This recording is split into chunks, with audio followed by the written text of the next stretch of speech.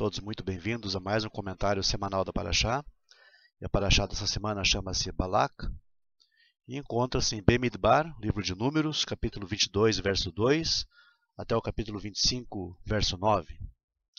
E a nossa Parashá começa no verso 2 do capítulo 22, dizendo o seguinte: Vayar Balak ben Zippor et kol asher asa Israel le'emori. Vayagar Moav mipnei ha'am me'od, ki rav hu. Vayakatz Moav mipnei bnei Israel. E Balak, filho de Zippor, viu tudo o que Israel tinha feito aos amorritas. E Moav estava com muito medo do povo, porque eles eram muitos, e Moav foi tomado de medo por causa dos filhos de Israel. Uma história para darmos introdução à nossa Parashá. Havia um homem chamado Harry Houdini, e esse homem era um dos maiores mágicos de todos os tempos. E Houdini tinha uma habilidade muito especial. A maioria das pessoas conhece a história dele. Ele conseguia escapar de qualquer cela, de qualquer local em que fosse trancado, em no máximo 60 minutos.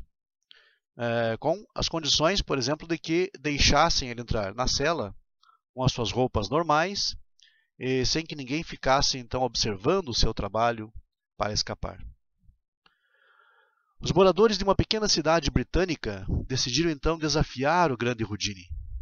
Eles anunciaram que tinham acabado de desenvolver uma cela à prova de fuga e consideravam que Houdini talvez fosse incapaz de escapar daquela cela.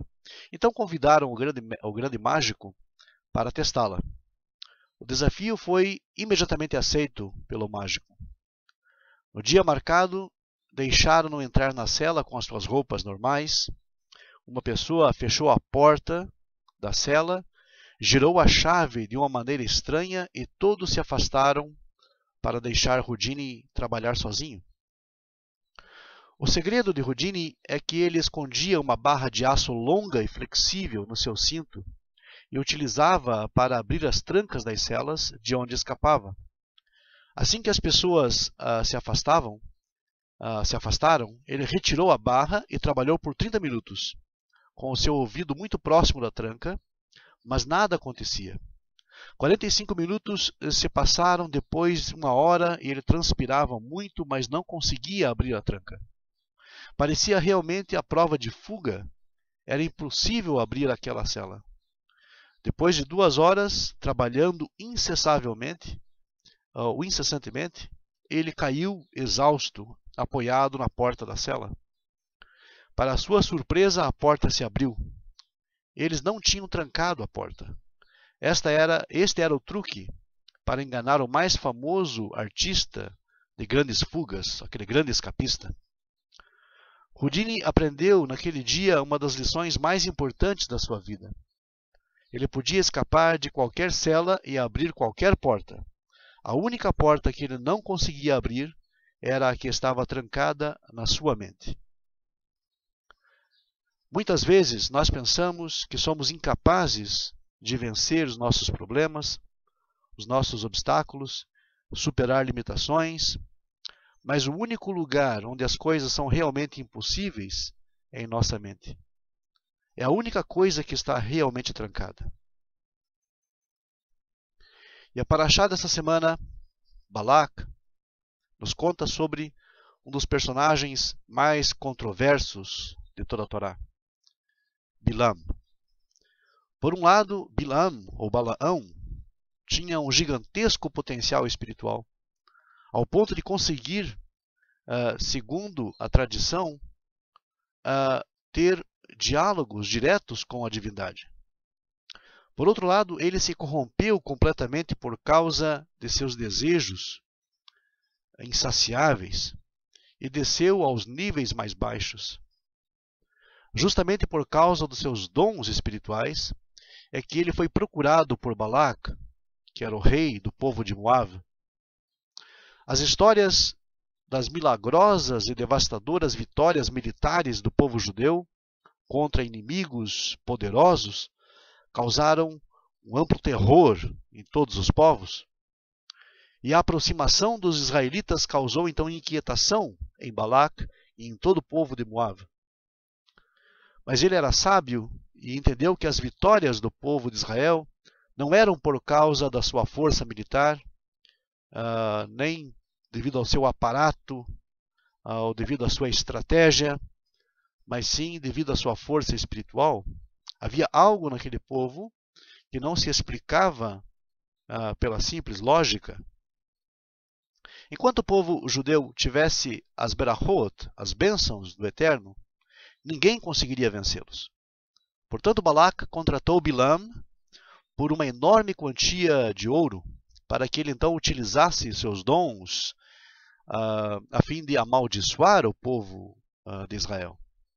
O que talvez possibilitasse então uma vitória na guerra para o lado de Balac.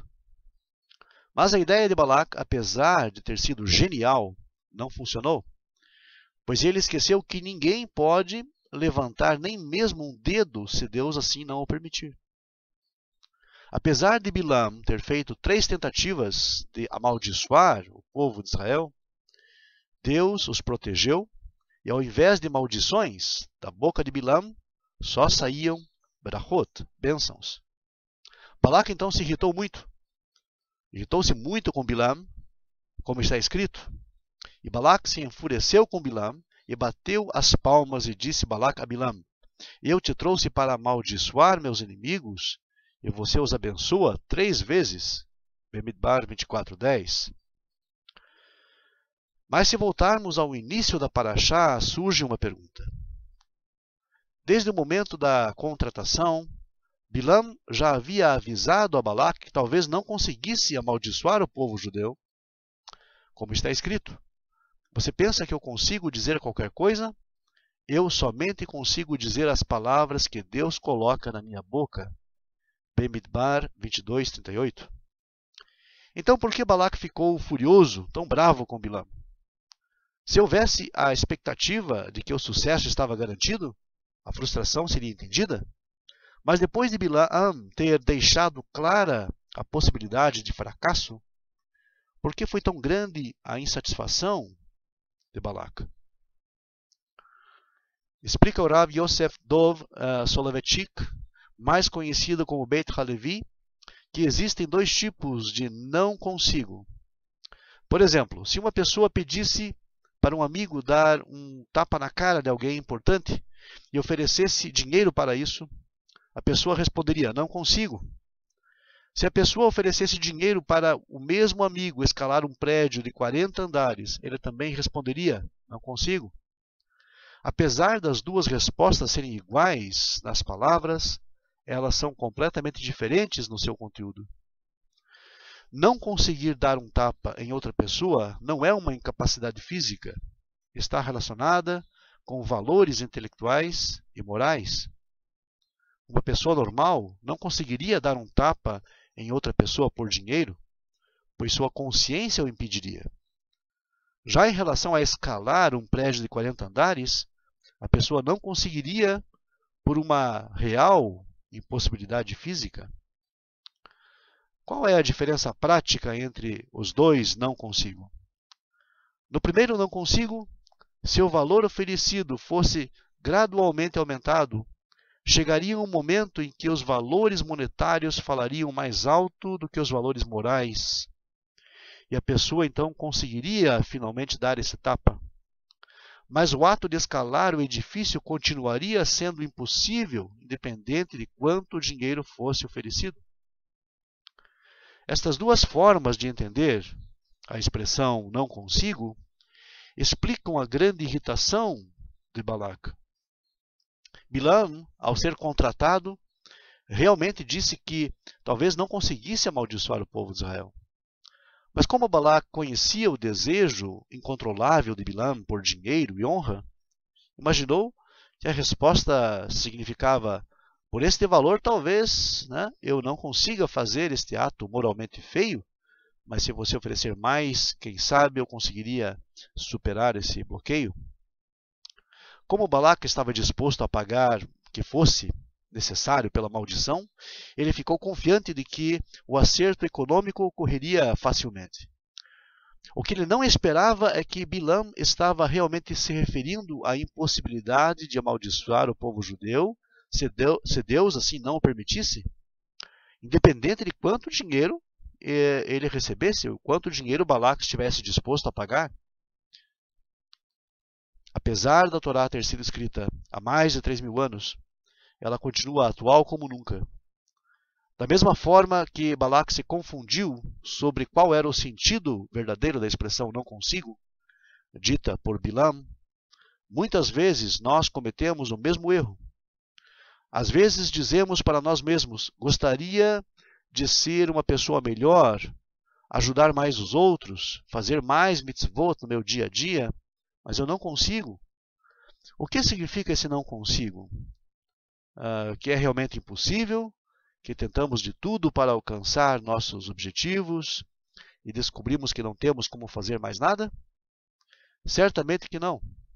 Mas mesmo assim, desistimos sem nem mesmo tentar. A grande maioria das nossas limitações é imposta por nós mesmos.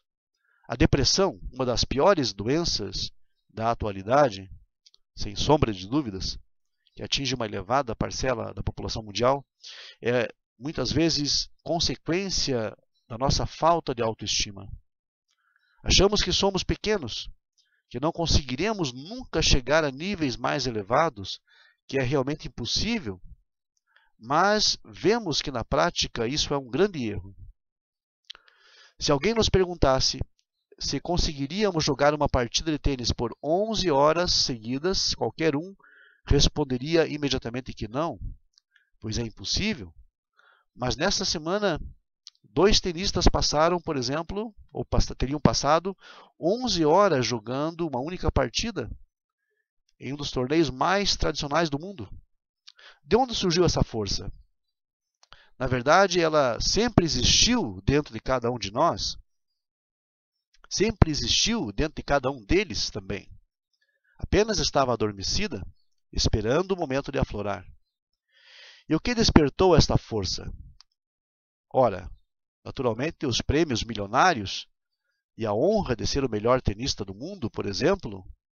Isto quer dizer, em geral, que eu não consigo é consequência da falta de uma motivação adequada. Se pararmos para refletir, chegaremos a uma conclusão muito lógica. Se uma pessoa se esforça neste nível para ganhar um prêmio em dinheiro e fama, coisas passageiras que vêm e podem ir embora de um instante para o outro, quanto mais temos que nos esforçar então por nossa eternidade, algo que é garantido e para sempre, duradouro. Por que nós não nos esforçamos assim então no âmbito espiritual? Pois não colocamos no coração a ideia de que cada ato neste mundo vale nossa eternidade. Investimos todo o nosso esforço nas coisas passageiras. Não sobra tempo, muitas vezes, para aquisições verdadeiras. As verdadeiras aquisições relacionadas ao conhecimento do relacionadas à divulgação da verdade do monoteísmo e à vivência em estrita consonância com os 7 princípios universais. Portanto, da próxima vez que quisermos crescer espiritualmente e a expressão não consigo vier à nossa cabeça, é bom verificar se realmente é impossível ou se estamos apenas enganando a nós mesmos. Na paraxá dessa semana, Balaque, nós vemos a primeira moção contra o povo de Israel. A primeira moção de condenação contra o povo judeu de toda a história. E essa moção foi proposta por um rei do Oriente Médio há mais de 3.000 anos, em algum local das planícies do reino de Moab. O maior orador da época foi convidado a esta assembleia extraordinária e ele pronunciava palavras fantásticas que exerciam uma influência mágica sobre os ouvintes. Era ele que deveria fazer o discurso principal, amaldiçoando e condenando aquele povo que saiu do Egito. Bemidbar 22:5. O povo que partiu em uma campanha de conquistas, destruindo os inimigos, tomando suas terras, arma seu acampamento ameaçador de frente ao reino de Moab, ao reino de Balac. Podemos notar que a moção condenatória presente nesse trecho bíblico segue de forma espantosa a tradição civilizada da comunidade internacional de condenar Israel por suas operações militares. Ou seja, nada há de novo entre o céu e a terra, e o que vemos atualmente é o que sempre existiu. No entanto, o desenrolar dos fatos nessa passagem bíblica não atinge as expectativas dos organizadores da Assembleia nas planícies de Moab. A proposta de condenação de Israel foi rejeitada, não tendo sido aprovada sequer no primeiro turno, como se fosse uma eleição. Houve alguém, entre aspas, que impusesse um veto a tal proposta. Não apenas de palavras, mas sim um veto concreto e real, que transformou a maldição em bênção. E ainda mais, não apenas a maldição se transformou em bênção, mas justamente aquele que tinha a intenção de amaldiçoar os filhos de Israel acabou abençoando-os. Ele era ninguém menos do que Bilam, filho de Beor, o orador hipnótico que nutria ódio e a difamação ao povo de Israel em seu coração. Quando o Espírito de Deus veio a ele, impondo-lhe suas palavras, ele pronunciou versos de bênçãos ao povo de Israel, que o transformaram em um profeta de visão e compreensão profundas. É este o assunto principal do trecho que abordaremos agora. Tracemos, pois, então um perfil desse herói. A personalidade de Bilam é psicologicamente interessante. Esta pessoa é instigadora.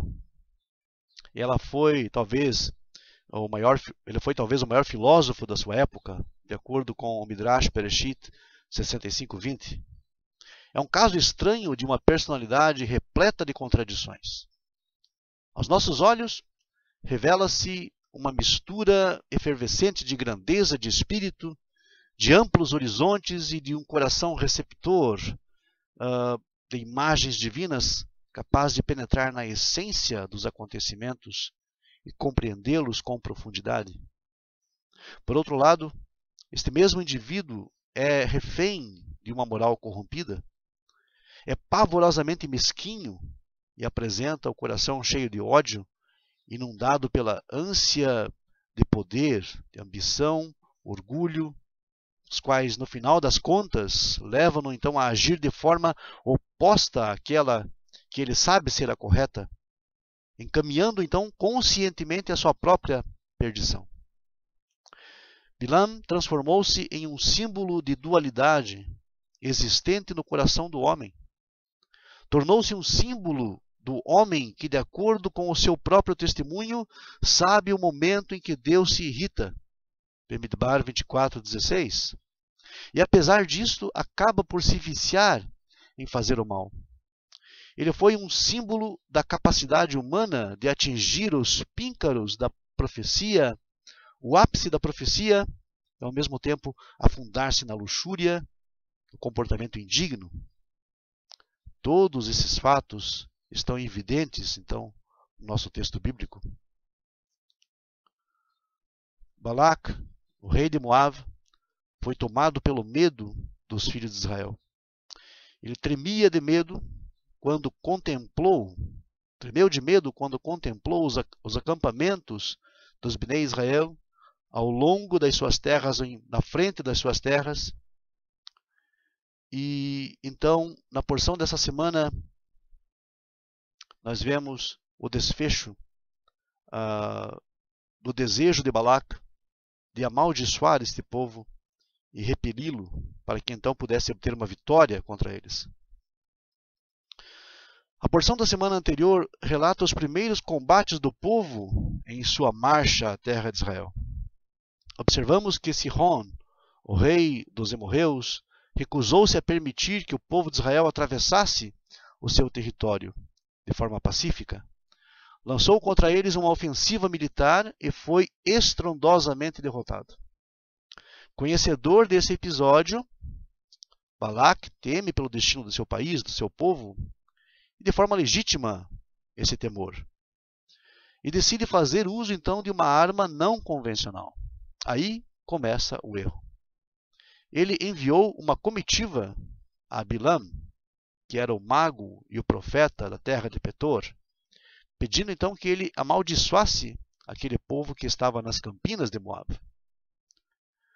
E a razão dada por Balaque foi a seguinte: pois este povo é mais poderoso do que eu, porque eu sei que a quem abençoares, será abençoado, e a quem amaldiçoares, será amaldiçoado. Bemidbar 22:6.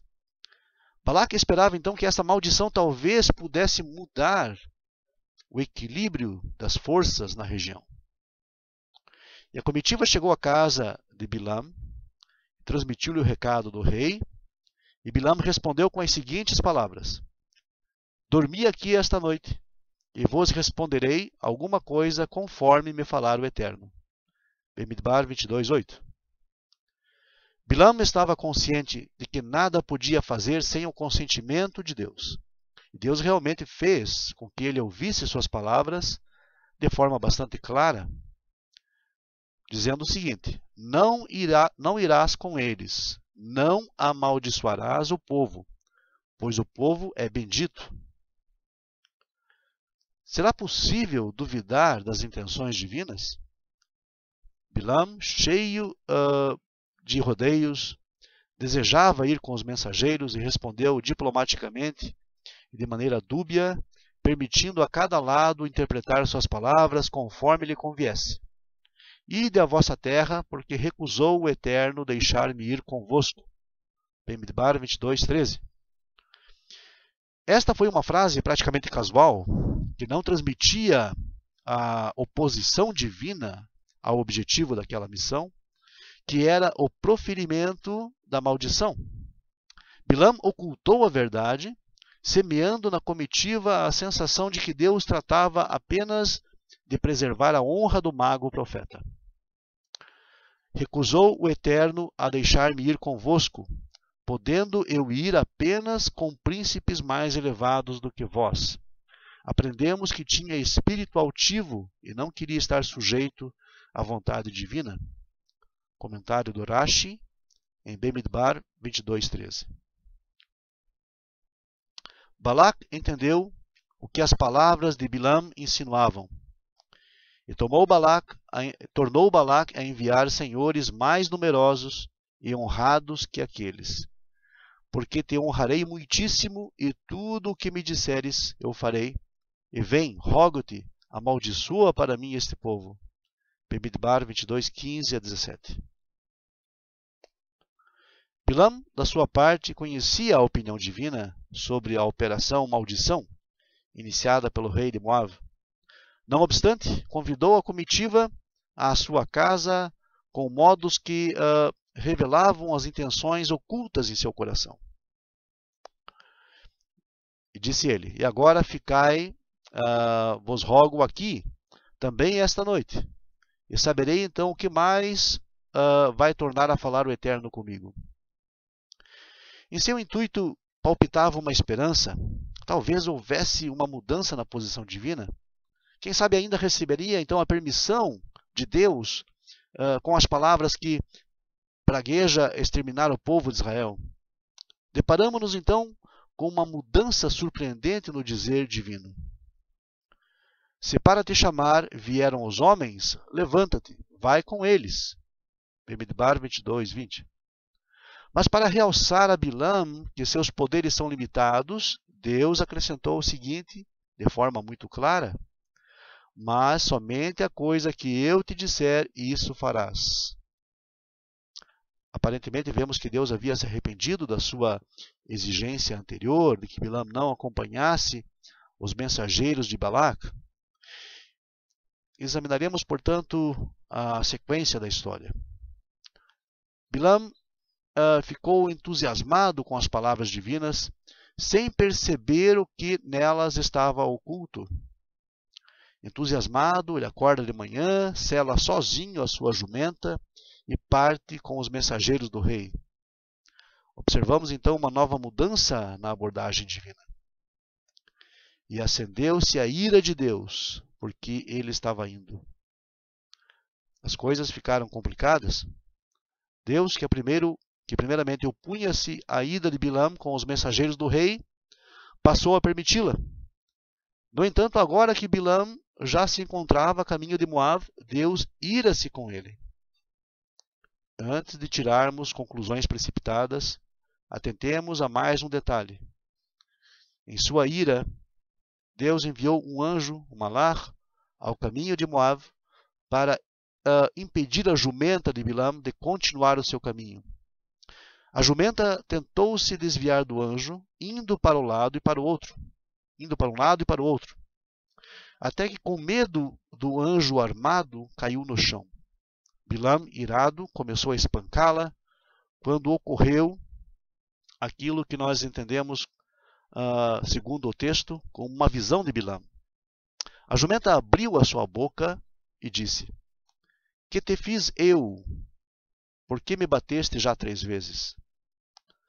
Após uma curta, mas irada conversa entre Bilam e a jumenta, finalmente, então, o anjo revelou-se diante de Bilam e anunciou que fora ele quem impedira a passagem da jumenta.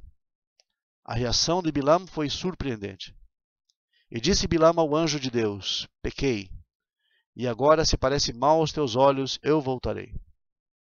A reação de Bilam é muito estranha, pois não foi nesse instante que ele ficou conhecendo a opinião de Deus sobre a sua ida a Moab e sobre a sua missão naquela terra. Ele já sabia muito tempo antes. A moral da história. As questões surgidas nos meandros dessa história levaram os sábios a aprender as seguintes lições. Daqui aprendemos que no caminho que o homem quer caminhar, nele ele é conduzido. Bemidbar Rabá 20, verso 11. Esta afirmação explica o motivo pelo qual Deus se arrependeu da sua proibição e permitiu que Bilam acompanhasse a comitiva. Ele se arrependeu, entre aspas. Deus não interfere nos atos dos homens. Este é o livre-arbítrio que deposita nas mãos de cada um de nós todo o peso das nossas próprias decisões, sejam estas para o bem, assim como para o mal.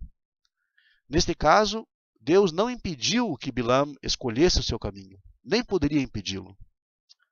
2. O homem é capaz de agir com plena consciência, de forma contraditória à verdade por ele conhecida. Bilam sabia perfeitamente que Deus não lhe permitiria amaldiçoar o povo de Israel. Mas o homem, que era um profeta de Deus, acreditava que de algum modo, através de estratagemas, poderia enganar a Deus. Assim temos diante de nós um caso extremo de uma pessoa que foge de si própria e da verdade. Chegamos então ao fim do nosso comentário da Parashá dessa semana. Espero que tenha sido de proveito para todos. Bons estudos, Shabbat Shalom e até a próxima oportunidade. Emir Tzir Hashem.